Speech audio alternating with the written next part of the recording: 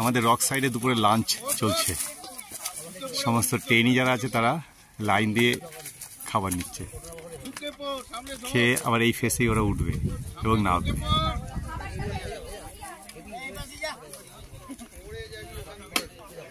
এমন সুন্দর পাহাড়ের কোলে দুপুরের লাঞ্চ। ক্যাম্প থেকে খাবার বয়ে এনেদের এখানেই খাওয়ানো হচ্ছে।